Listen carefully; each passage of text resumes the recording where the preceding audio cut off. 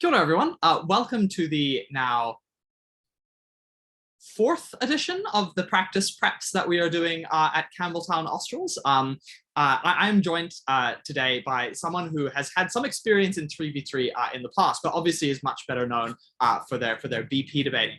And what we are going to do is, just like for the other ones, have a little bit of a discussion about what we prioritize and think about when we're doing prep, especially during the silent portion when you're thinking by yourself, and then run through one of the motions. And the motion that we're going to discuss today was in round 5 of Campbelltown Australs, and it was that we support the advent of decentralized financial systems.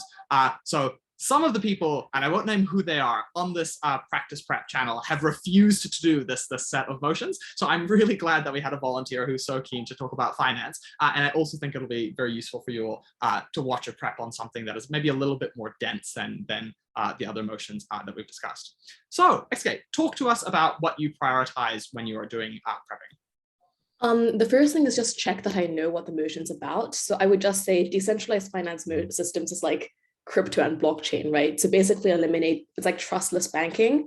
And then I just do the preemption. What's like, if I were coaching secondary school kids, what would I say for Gov? What would I say for Op? And then from there, decide what the clashes for the debate are going to be, and then build the ideal set of cases, arguments. Yeah, so you have kind of like a back to basics, just approach with like just figure out what the arguments are. Are there any things that you like mentally tick off when you're going through prep, or things that you force yourself to think about before you dive into those arguments?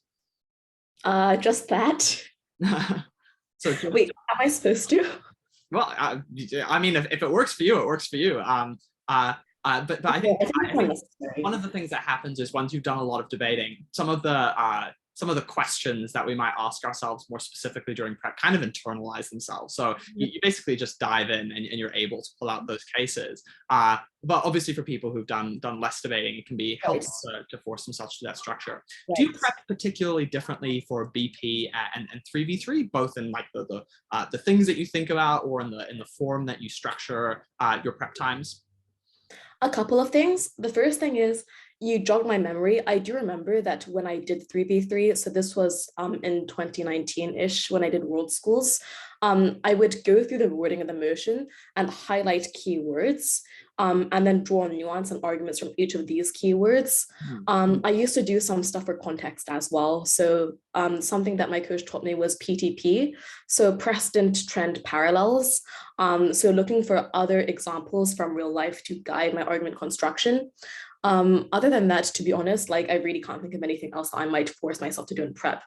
In terms of what I do differently in BP and 3v3, so I guess a couple of things. The first thing is, I think a lot of the BP strategy depends on what other teams are in your room, and who you're trying to beat, and what position you yourself are. So there's a lot of strategy fuckery that is not necessary in 3v3. I prep a little bit slower in 3v3, but I still try to get like that section that I mentioned just now done in 5 minutes. In BP, I would aim for 3. Yeah. Is there anyone you particularly like prepping with? Because obviously in BP, well, in 3v3, there's 2 other people who you're prepping with. There's a little bit more fluidity in your team partners. And I know in BP, a lot of people end up forming quite stable partnerships throughout their BP career. Do you think you hive mind with an individual, or is it really just you go in guns blazing no matter who you're prepping with? I hive mind with Evan Shen. He used to be on Team China for some reason, even though we have debated often together, we think the exact same way.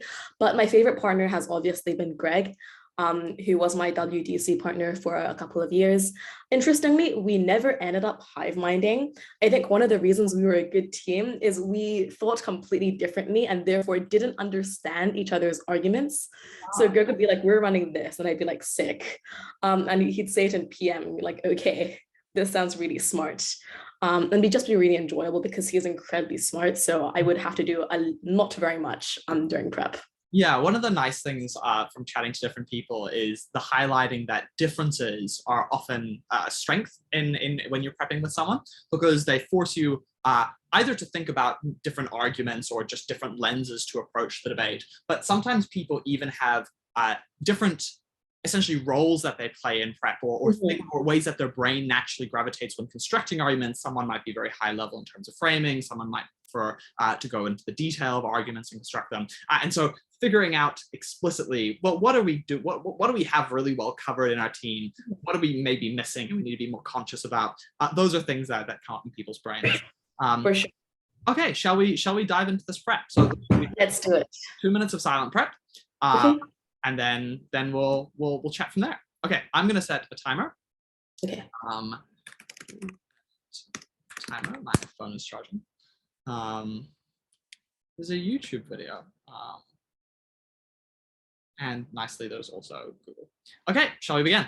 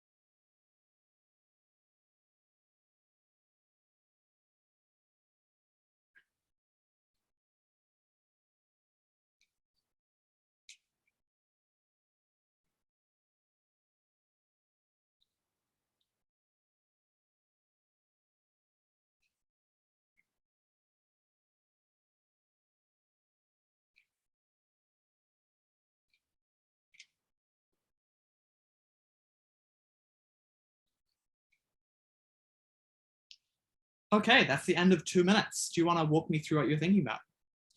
Yeah, I'm not super happy because I have a really strong op argument and some gov arguments. So my really strong op arguments is that decentralized financial systems seems to make itself redundant, i.e. the bigger it gets, the more it requires regulating, and then it just fucks the point of self-regulating of decentralized financial systems. So I think my biggest question right now is, what do we want on Gov? Like, I would shy away from running a case that is like, yeah, like blockchain is the future. Everyone's going to be paying using Bitcoin in like 20 years. I think like the reasonable thing to say might just be to be like, we think one of the best things about these systems is they diversify financial systems. They help keep traditional banking accountable.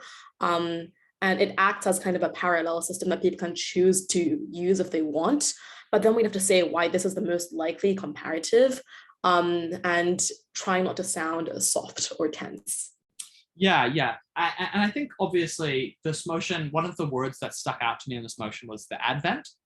And it's a pretty it's a little bit of a strange word. I don't think it really changes the debate, but it is not the affirming team's burden to explain why this needs to be the dominant of finance. And I think you're right that there's a strategic reason not to do that.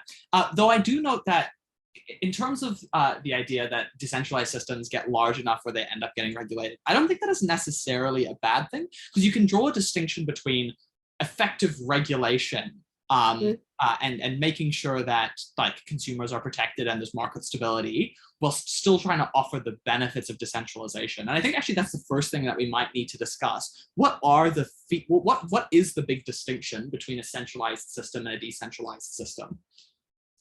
Okay, so I think the reason I didn't think of that was because my first benefit was like a don't tread on me argument. Not that that's my personal belief, but I know that that's like what crypto bros usually talk Yeah. about. And I think it does. Can be complementary, because I think the line that we need to tread here is how do we get the don't tread on me benefits without the everyone is trying to eat me alive. Like, this is a very dangerous financial environment for unsophisticated consumers to be in. So what for you, how would you distinguish between a centralized and decentralized system? A couple of things. The first thing is there's less government monitoring. So I was thinking about like transaction fees tax, whether there's anything that we can talk about there. And the second thing is that since it's P2P, it often is a lot less integrated into national economies than traditional banking systems might be, which might insulate users from risk. Yeah.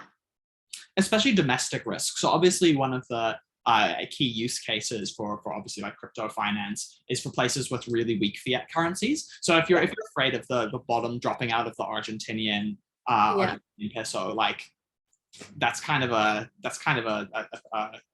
big use case for why someone might want to buy this. Of course, the question that we need to then I think answer is like, how much extra is this actually diversified? Because there are a lot of centralized systems, and you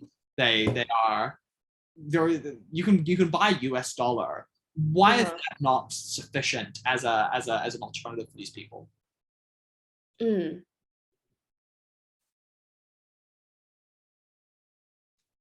I mean, I think one claim we could make is that oftentimes when you buy US dollars, it's not for actual day-to-day use. It's more because you want to put your savings in a more reliable currency.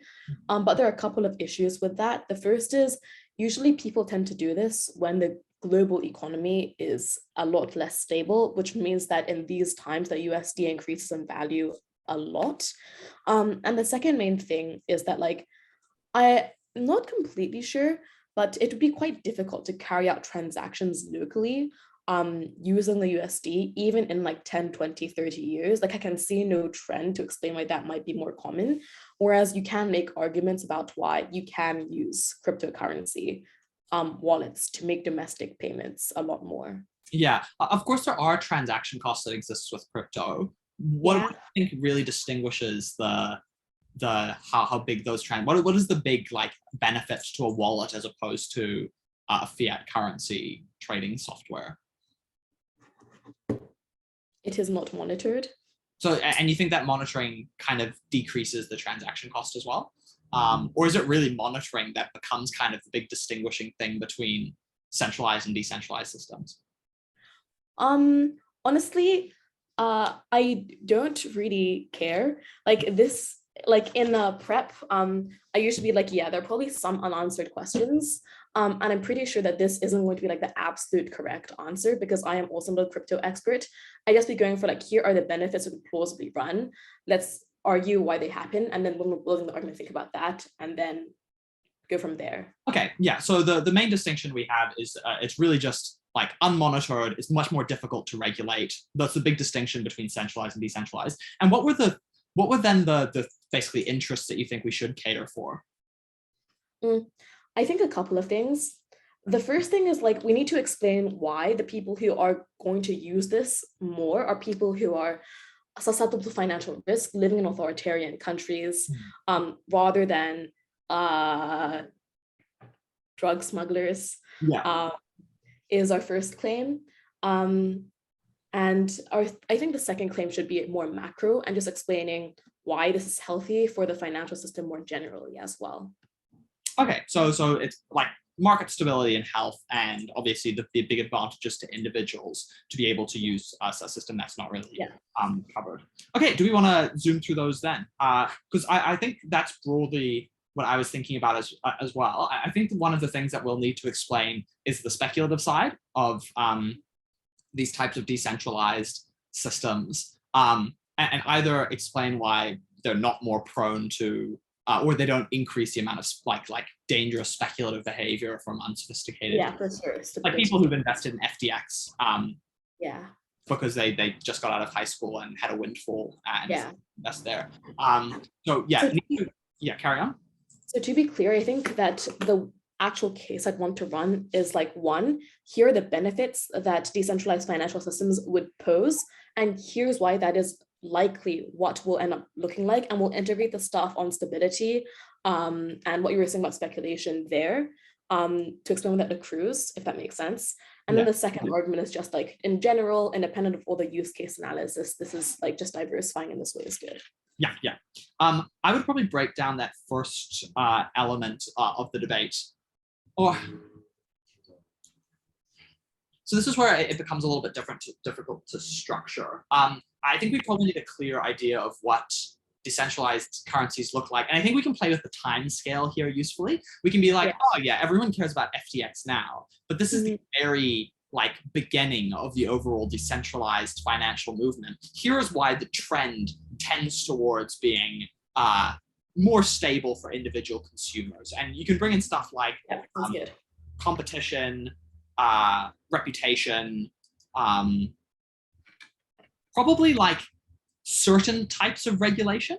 So for instance, like, I think it's fine to say that you obviously have like a decentralized financial system, but you make sure that there's regulations over middlemen, regulations for people who are holding other people's crypto assets, not in terms of like identity, but in terms of like making sure that you have capital reserves, that kind of stuff. Do you think that goes like, because there's this line here we're playing, and which you identified right? I think that, like the way we run it is, to be clear, there are lots of different cryptocurrencies and lots of different exchange platforms as well. Plausibly, some of these will implement these because that's what their consumer base wants. And then if demand then reflects this, we'll just see a general shift in this direction. Yeah. And I also think we can probably make it clear that after 3 or 4 FTXs, people stop falling for like the shitcoin rug pull kind of stuff. Like they just get so reputationally toxic that media starts turning against them. And do we have an example? Because and kind of it feels difficult when you're already in this to envisage a world where people stop doing this type of like terrible financial trading behavior and gambling their whole lives. Are there any examples that we have or analogies that we have where people just through time have learned to not do dangerous things like this? I'm not sure if this is still true, but like if this is necessarily true, but I think that people fall for like cults and pyramid schemes and like scams over the phone a good bit less than they did 5 or 10 years ago, just because parents like started being like, if you ask that phone call, you'll become forced into. No, that's a really good example. So we just think that people's literacy will improve. And obviously there's a huge amount of scrutiny on these industries. So some people, are willing to make dangerous bets, but most people aren't because they're risk averse and they eventually will start seeing the consequences of this. And even if we have to cop that as a harm, it's something that can be offset. So I think the first point we then is just being, okay, looking at the time scale, here are the trends in crypto. Here's why we think they're getting more stable while still retaining that kind of privacy for individuals. And I also think like we can definitely get away with it with like players. We can talk about the involvement of large institutional investors like Goldman Sachs, right? If Goldman Sachs is deciding to buy crypto, that probably will have a whole bunch of other flow-on effects for the stability of the institution. I guess a really interesting idea that is like the difference between crypto and US dollars and other traditional assets is that the big institutional investors for traditional assets is Goldman Sachs, other hedge funds, governments. But for Ethereum and Bitcoin, it's the people who issued it. So like even if Goldman buys like $1 billion worth, they'll still only have like a minority stake relative to. I wonder what that does. So the problem is just like there are just so many asset classes, and very few of them will Goldman Sachs be able to overly dominate. But you can, well, it's just like it's not any one hedge fund though. It's like I think it's just true that in most traditional asset classes that cumulatively traditional investors have like an overwhelmingly controlling stake. Yeah, yeah, yeah. I don't know. So, like, I think I might try and make a claim that this makes crypto less vulnerable to speculation, um, or it's like a counter-cyclical investment. Yeah. Um, But is it actually counter-cyclical? Because it's not. I don't think it is. It's actually not. Everyone's like, oh, digital gold. And I'm like, no, look at Bitcoin prices when anything Yeah. happens. So I think, yeah, we should be really careful Such about a fun idea, though. Okay. I think that gets to kind of like the diversification point as well, because it's just like, Yeah. if we're diversifying into something that is correlated with all other indicators of economic health, like you're not actually diversifying in a way that is necessarily useful. But what we can say is that there's like random systemic risk that exists with financial institutions. So for instance, like FTX, obviously that's not a great example for us because it is a crypto exchange, had like individual risks. Lehman Brothers had its own like unique little problems. Enron had its own unique little problems. So there is a diversification in terms of, well, people are going to be losing lots of money. Maybe this will also teach individuals to diversify a lot more.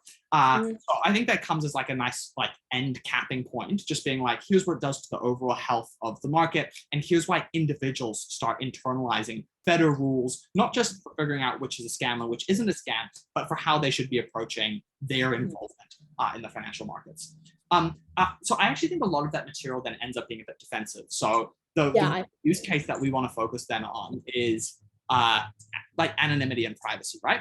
And I actually think like we can be a little bit more sci-fi here. I think there's a risk in being unambitious with the points you want to bring, and just pointing out that like authoritarianism or like cyber authoritarianism or techno authoritarianism is much more dangerous than traditional types of authoritarianism, and paint the picture that then allowing individuals control over the money is the only way we sustain people's movements in places that are very dangerous. And yes, we obviously make it easier for drug dealers to do exactly the same thing, but drug dealers are like have really strong motives. They're very good at doing this.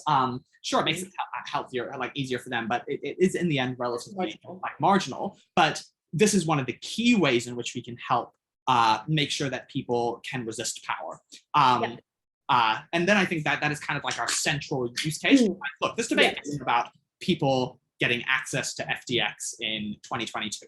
It's about 2,300, where the amount of control that people have, or the amount of control that a government can reasonably exert over an individual is much larger than it is today. And this is why it's really important in order to stop us ever getting to that place, to enshrine those type of like basic "don't tread on me" capacities for individuals in the system. Yeah. Does anything fall outside of then those kind of three ideas that we've got? Here's why crypto is trending positive. Here's why crypto allows us to resist like accumulation of power. Here's why it also helps the overall health of the financial market by leading to diversity. That kind of hits everything. They're probably going to run some stuff about like climate and like the amount of electricity. I can say that like Bitcoin does this. Bitcoin is getting outcompeted for ABC reasons. Okay, neat. Awesome prep. Sorry. Do you want to finish off? Sorry, repeat that. Finish off your thoughts. I just want to flag that like there are some bits here that I want to spend a lot more time fleshing out later on.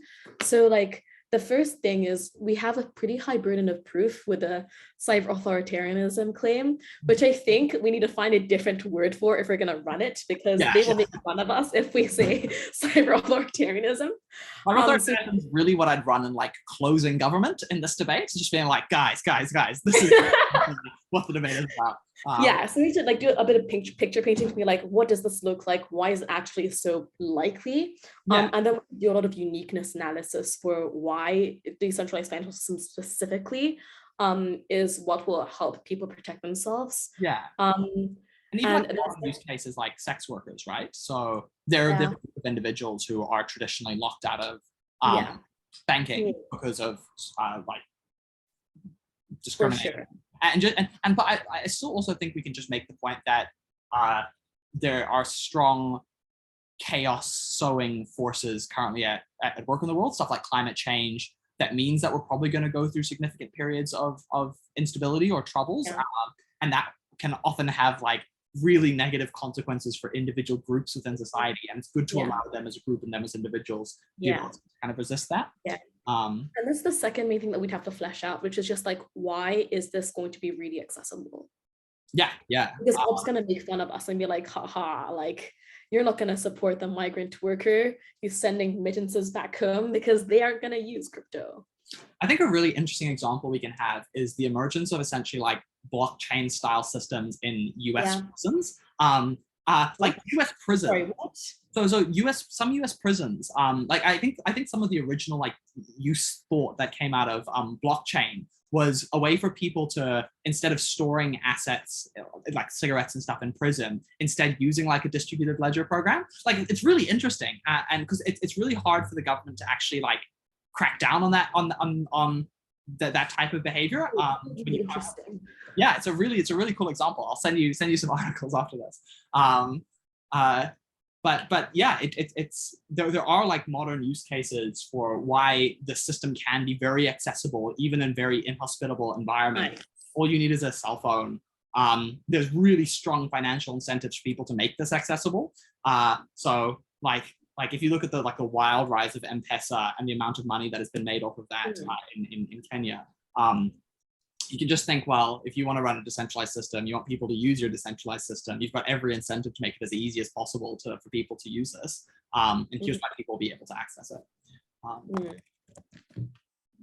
Interesting. Yeah. Using. Okay, nice. Any last thoughts? No, I'm happy. Cool, perfect. Thank you very much for coming along. That was a fun practice prep. Unfortunately, I've come to the end of the one piece of paper I've been using for all 4 of these. And this has survived 3 lime rides, so it is getting a little bit crinkled and broken. Do they have limes in the US? Yeah. Limes? Lime scooter? No, sorry, it's like a scooter that you can hire. Google Lime scooter. You'll recognize the type, even though I imagine the brand name is different. Otherwise, thank you for coming along. I'll stop the recording now. Thank you so much.